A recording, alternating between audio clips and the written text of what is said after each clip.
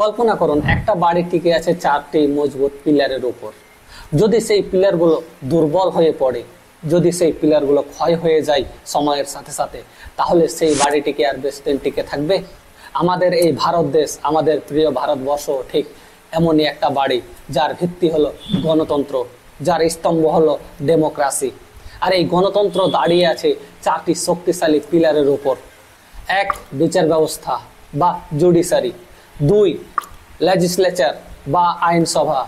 তিন, এক্সিকিউটিভ বা প্রশাসন। আর চার নাম্বার হলো মিডিয়া।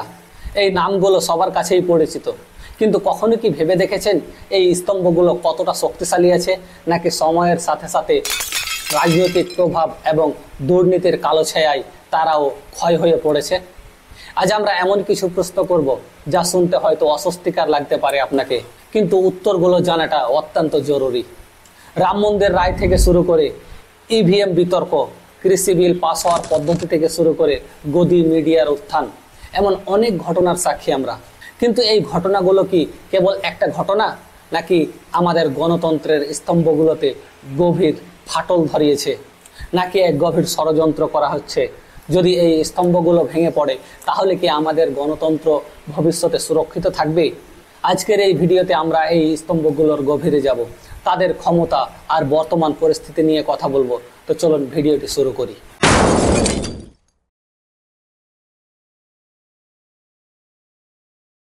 দেখুন, 1947 সালের 15ই আগস্ট আমাদের ভারতবর্ষ স্বাধীন হয় এবং 26শে জানুয়ারি 1950 সালে ভারতবর্ষ এক ডেমোক্রেসি বা গণতন্ত্র দেশ হিসেবে আত্মপ্রকাশ করে। এই ডেমোক্রেসি গ্রিক শব্দ ডেমোক্রাটিয়া থেকে ডেমোক্রেসি শব্দটির উৎপত্তি হয়েছে, যার অর্থ হলো রুল অব দ্য পিপল বা জনগণের শাসন। আর এই ডেমোক্রেসির সব থেকে গুরুত্বপূর্ণ এবং এক নম্বর স্তম্ভ হলো লেজিসলেচার বা আইনসভা।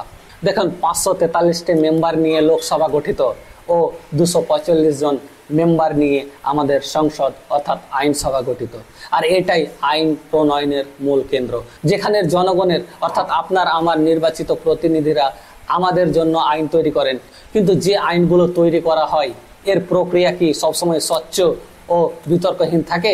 দেখুন, সংসদের বিতর্ক এক সময় যা আদর্শ ও যুক্তি দিয়ে ভরা থাকতো, আজ তা যেন হট্টগোল, ওয়াকআউট আর পারস্পরিক দোষারোপের আখড়ায় পরিণত হয়েছে। সংসদের অনিয়ন্ত্রিত ক্রিয়া, হট্টগোল ও অধিবেশন কম হওয়া নিয়েও অনেক সমালোচনা হয়েছে।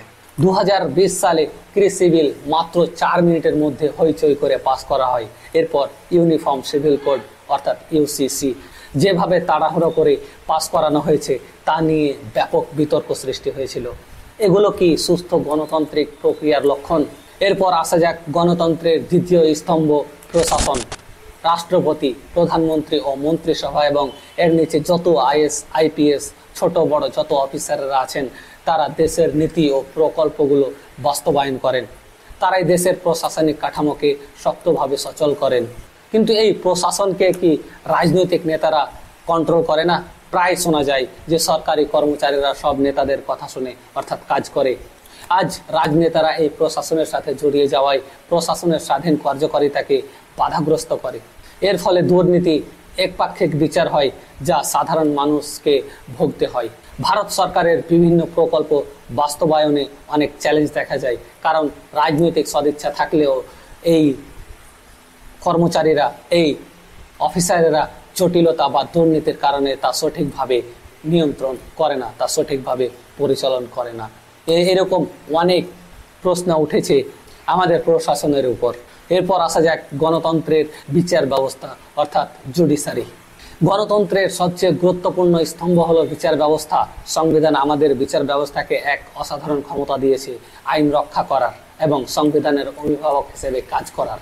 সুপ্রিম কোর্ট ও হাইকোর্ট শুধু আইন তৈরি করে না, শুধু আইন নিয়ে আইনের রক্ষাই করে না, রক্ষা করে মানুষদের মৌলিক অধিকার। পাবলিক ইন্টারেস্ট লিটিগেশন বা PIL এই বিচার ব্যবস্থারই এক দারুণ শক্তি, যা সাধারণ মানুষকেও বিচার চাওয়ার সুযোগ করে দিয়েছে। কিন্তু প্রশ্ন হলো, আমাদের বিচার ব্যবস্থা কি সত্যি স্বাধীন? দেখুন, এই কিছুদিনই এমন অনেক বিতর্কিত রায় দেখেছি, যেমন রাম মন্দির রায় বা EVM। জনগণের মধ্যে প্রশ্ন উঠেছিল। অবশেষে আসা যাক গণতন্ত্রের চতুর্থ স্তম্ভ মিডিয়ায়। সংবিধান যদিও সরাসরি মিডিয়াকে চতুর্থ স্তম্ভের স্বীকৃতি দেয়নি, কিন্তু এর গুরুত্ব অপরিসীম, যা কল্পনার বাইরে। মিডিয়া জনগণের কণ্ঠস্বর, সরকারের কার্যকলাপের উপর নজরদারি রাখে এবং জনমত গঠনে সাহায্য করে। দুর্নীতি উন্মোচনকারী স্টিং অপারেশন থেকে ডিজিটাল প্ল্যাটফর্মে কণ্ঠস্বর বাড়ানো, এরই প্রভাব অনস্বীকার্য। কিন্তু আজকের মিডিয়া কি সেই ভূমিকা পালন করছে? সংবাদ মাধ্যমের স্বাধীনতা বনাম গদি মিডিয়া আজ এক বিতর্কের বিষয় হয়ে উঠেছে। অনেক সংবাদ মাধ্যমকে সরকারের পক্ষে বা এক পেশে খবর পরিবেশন করার অভিযোগ ওঠে। টিআরপি যুদ্ধ, বিতর্কিত ডিবেট শো এবং ভুল তথ্য ছড়ানো নিয়েও অনেক প্রশ্ন উঠেছে এই আমাদের চতুর্থ স্তম্ভ, এই মিডিয়ার উপর। আমরা দেখলাম গণতন্ত্রের এই চারটি স্তম্ভই আজ বিভিন্ন চ্যালেঞ্জের সম্মুখীন। ভারসাম্যহীনতা, স্বাধীনতার হ্রাস এবং দায়বদ্ধতার অভাব প্রকটভাবে লক্ষ্য করা যায়। কিন্তু আমরা কি এই পরিস্থিতি মেনে নেব? না, কখনো না। রাইট টু ইনফরমেশন বা RTI এর মতো হাতিয়ার আমাদের হাতে আছে, যা দিয়ে আমরা সরকারের কাছে জবাবদিহি চাইতে পারি। আন্তর্জাতিক সূচক যেমন ডেমোক্রেসি ইন্ডেক্স বা প্রেস ফ্রিডম ইন্ডেক্স ভারতের অবস্থান দেখলে বোঝা যায় আমাদের আরো অনেক পথ পাড়ি দিতে হবে গণতন্ত্রকে, আমাদের ডেমোক্রেসিকে টিকিয়ে রাখতে। গণতন্ত্রকে বাঁচিয়ে রাখতে হলে এই চারটি স্তম্ভকেই শক্তিশালী ও স্বাধীন থাকতে হবে। তাদের একে অপরের প্রতি শ্রদ্ধাশীল হতে হবে, কিন্তু একই সাথে একে অপরের ওপর নজরদারিও রাখতে হবে। রাজনৈতিক প্রভাব, দুর্নীতি এবং ক্ষমতার অপব্যবহার থেকে তাদের মুক্ত থাকতে হবে। আমাদের ভবিষ্যতের ভারত কেমন হবে তা নির্ভর করছে এই স্তম্ভগুলোর শক্তির ওপর।